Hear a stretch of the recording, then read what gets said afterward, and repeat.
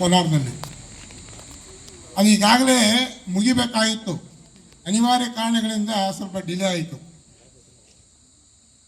ಮತ್ತೆ ಈ ದಿನ ಇಲ್ಲಿ ನಾನು ನಿಂತ್ಕೊಂಡು ಮಾತಾಡಿದರೆ ಇದಕ್ಕೆ ಪ್ರಮುಖ ಕಾರಣರು MBP ಮತ್ತು MHB ಮತ್ತು MCR ಸರ್ ಅವರು. ನಾನು 2000 ಜ್ಞಾನ ಮಂದಿರ ಪ್ರೌಢಶಾಲೆಯಲ್ಲಿ ಗೌರಿಬಿದರಲ್ಲಿ ಕೆಲಸ ಮಾಡ್ತಿರ್ಬೇಕಾದ್ರೆ 2002-03ರಲ್ಲಿ ನೀವು 9ನೇ ತರಗತಿನಲ್ಲಿ ಇದ್ರಿ. ಇಲ್ಲಿ ವೇಕೆನ್ಸಿ ಖಾಲಿ ಇದೆ, ಬನ್ನಿ ಸರ್ ಮಾಡಿ ಪಾಠ ಮಾಡಿ ಅಂತಂದರು. ನನಗೆ ಒಂಥರ ಹೆಮ್ಮೆ ಆಯಿತು. ನಾನು ಶಾಲೆ ಮಾತೃಶಾಲೆಯಲ್ಲಿ ಕೆಲಸ ಮಾಡ್ತಕ್ಕಂಥ ಒಂದು ಸೌಭಾಗ್ಯ ನನಗೆ ಸಿಗುತ್ತಾ ಇದೆ ಅಂತೇಳಿ, ಎಷ್ಟೇ ಕಡಿಮೆ ಸಂಬಳ ಇದ್ರೂ ಕೂಡ ಇಲ್ಲಿ ಪಾಠ ಮಾಡೋದಕ್ಕೆ ಭಾಳ ಸಂತೋಷದಿಂದ.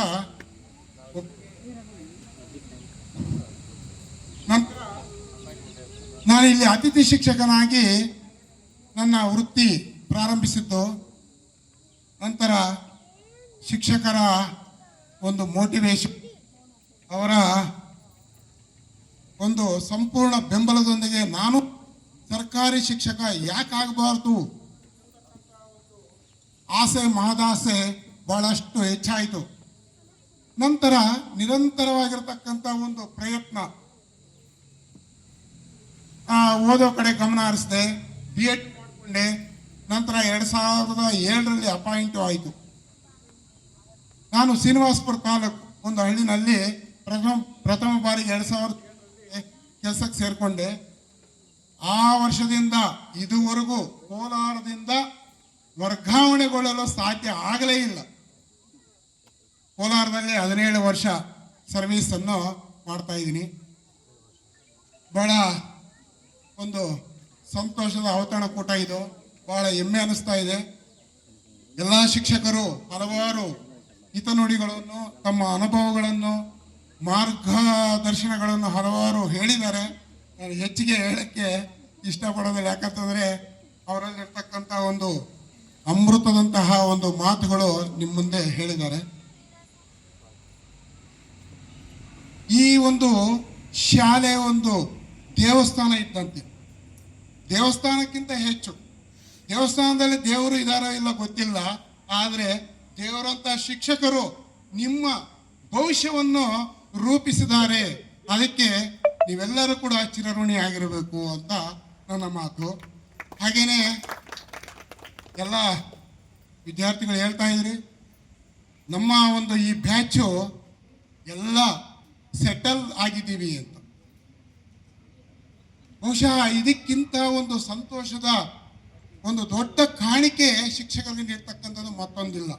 ಯಾಕಂತಂದ್ರೆ ಈ ಒಂದು ಶಿಕ್ಷಕರು ವಿದ್ಯಾರ್ಥಿಗಳ ಒಂದು ಭವಿಷ್ಯವನ್ನು ರೂಪಿಸ್ತಕ್ಕಂಥವರು, ಭವಿಷ್ಯದ ರೂವಾರಿಗಳು.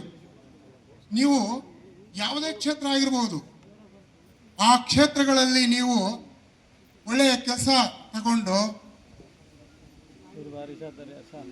ಈ ಒಂದು ಸಮಾಜದಲ್ಲಿ ಚೆನ್ನಾಗಿ ಬದುಕಿ ಬಾಳ್ತಾ ಇದ್ರೆ ಅದಕ್ಕಿಂತ ಒಂದು ದೊಡ್ಡ ಸಂತೋಷ ಮತ್ತೊಂದಿಲ್ಲ ಅಂತ. ಇಷ್ಟೆಲ್ಲ ಕಾರ್ಯಕ್ರಮವನ್ನು ಗ್ರ್ಯಾಂಡ್ ಆಗಿ ಆಯೋಜನೆ ಮಾಡಿರ್ತಕ್ಕಂಥ ಎಲ್ಲ ವಿದ್ಯಾರ್ಥಿಗಳಿಗೂ ಮತ್ತೆ ರೂವಾರಿಗಳಿಗೂ ಮತ್ತೊಂದು ಸಲ ನಾನು ಧನ್ಯವಾದಗಳನ್ನು ಅರ್ಪಿಸ್ತಾ, ನಿಮ್ಮ ಭವಿಷ್ಯ ಉತ್ತಮವಾಗಿರಲಿ, ನಿಮ್ಮ ಜೀವನ ಸುಖಕರವಾಗಿರಲಿ,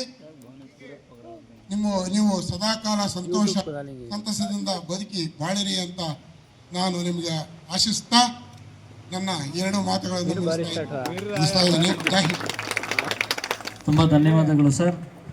ಮಳೆ ಬರೋ ಥರ ಇದೆ ಆ್ಯಂಡ್ ಊಟಕ್ಕೂ ಕೂಡ ವಿಳಂಬ ಆಗ್ತಾ ಇದೆ. ಕೊನೆಯದ ರಾಜಕೀಯ ಭಾಷಣ ಮಾತಾಡಬೇಕು ಅಂತ ಸತ್ಯೇಂದ್ರ ಸರ್ ಅವ್ರನ್ನ ಕೇಳ್ಕೊಳ್ತೀನಿ.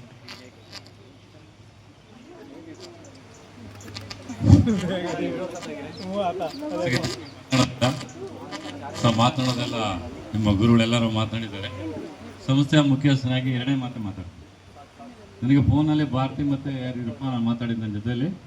ಸೊ ಫೋನಲ್ಲಿ ನನಗೆ ಪರ್ಮಿಷನ್ ಕೇಳಿದ್ರು, ಏಪ್ರಿಲ್ ತಿಂಗಳಲ್ವ ಯಾವ ಬೇಕಾದರೂ ಮಾಡ್ಕೊಳ್ಳಿ ಫಂಕ್ಷನ್, ತೊಂದರೆ ಏನಿಲ್ಲ, ದಿನ ಮಾಡ್ಕೊಳ್ಳಿ ಫಂಕ್ಷನ್ ಅಂತ ಹೇಳಿದ್ರು. ಯಾಕೆಂದರೆ